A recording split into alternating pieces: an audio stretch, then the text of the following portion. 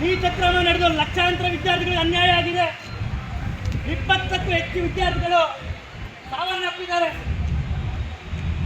ಅದರ ಜೊತೆಗೆ ಸಾವಿರಾರು ಕುಟುಂಬಗಳು ಬೀದಿಗೆ ಬಂದಿದೆ ಈ ವಿಚಾರವಾಗಿ.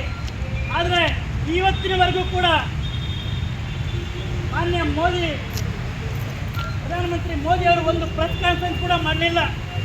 ಒಂದು ವಿದ್ಯಾರ್ಥಿಗಳಿಗೆ ಧೈರ್ಯ ತುಂಬ ಕೆಲಸ ಕೂಡ ಮಾಡಿಲ್ಲ. ಅದ್ರ ಜೊತೆಗೆ ಏನು ಶಿಕ್ಷಣ ಸಚಿವರು ಏನಿದ್ದಾರೆ ಅವರು ಕೂಡ ಒಂದು ಕಂತು ಕೂಡ ಮಾತಾಡಿಲ್ಲ. ಇವತ್ತು ಏನು ನೀಟ್ ಅನ್ನುವಂಥ ಒಂದು ದೊಡ್ಡ ದಂಧ ಏನಿದೆ ಅದು ಒಂದು ಮಾಫಿಯಾ. ಅದು ನಿಮಗೆ ಏನು ನೀಟ್ ವಿರುದ್ಧದ ಹೋರಾಟಕ್ಕೆ ನೀವೆಲ್ಲರೂ ಕೂಡ ವಿದ್ಯಾರ್ಥಿಗಳೆಲ್ಲರೂ ಕೂಡ ನಿಮ್ಗೆಲ್ಲರಿಗೂ ಕೂಡ ಗೊತ್ತಿದೆ. ದೆಹಲಿಯ ಜಂತರ್ ಮಂತರ್ನಲ್ಲಿ ಕಳೆದ 20 ದಿನಗಳಿಗಿಂತ ಹೆಚ್ಚು ಕಾಲ ಹೋರಾಟವನ್ನು ವಿದ್ಯಾರ್ಥಿಗಳು ಮಾಡ್ತಾ ಇದ್ದಾರೆ.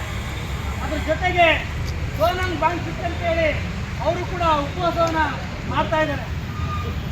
ಈಗಾಗಲೇ ನೀಟ್ ಅಕ್ರಮ ನಡೆದು ತಿಂಗಳಗಟ್ಟಲೆ ನಡೆದರೂ ಕೂಡ ಕೇಂದ್ರ ಸಚಿವರು ಇವತ್ತು ರಾಜೀನಾಮೆ ಕೊಡಲಿಕ್ಕೆ ರೆಡಿ ಇಲ್ಲ. ಅದ್ರ ಜೊತೆಗೆ ಮಾನ್ಯ ಪ್ರಧಾನಮಂತ್ರಿಗಳು ಜವಾಬ್ದಾರಿ ತಗೊಳ್ಳದಲ್ಲೇ ಬೇಕಾಬಿಟ್ಟಿ ವರ್ತನೆ ಮಾಡ್ತಿರುವಂಥದ್ದು ವಿದ್ಯಾರ್ಥಿ ವಿರೋಧಿ ವರ್ತನೆ ಅನ್ನೋದಕ್ಕೆ ಯಾವುದೇ ರೀತಿಯ ಸಂಶಯ ಇಲ್ಲ. ಸ್ನೇಹಿತರೆ, ಇದೇ ರೀತಿ ಕಳೆದ 20 ದಿನಗಳಿಂದ ಜಂತರ್ ಮಂತರ್ನಲ್ಲಿ ವಿದ್ಯಾರ್ಥಿ ಸಂಘಟನೆಗಳು ಹೋರಾಟ ಮಾಡ್ತಾ ಇದೆ. ಆ ಹೋರಾಟಕ್ಕೆ ಬೆಂಬಲವಾಗಿ ಸಾವಿರಾರು ಜನ, ಲಕ್ಷಾಂತರ ಜನ ಸಪೋರ್ಟ್ ಮಾಡಿದ್ದಾರೆ. ಆದರೆ ನೀಟ್ ಅಕ್ರಮ ಏನು ನಡೆದಿದೆ ಅದಕ್ಕೆ ಕಾರಣಕರ್ತರಾದಂಥ ಕೇಂದ್ರ ಶಿಕ್ಷಣ ಸಚಿವರಾಗಿರ್ಬೋದು ಅಥವಾ ಮೋದಿ ಇವತ್ತು ಒಂದು ಮಾತು ಕೂಡ ಆಡದಲೇ ತಮ್ಮ ಬೇಜವಾಬ್ದಾರಿತನ ತೋರಿಸ್ತಾ ಇದ್ದಾರೆ. ಅದೊಂದೇ ಅಲ್ಲ,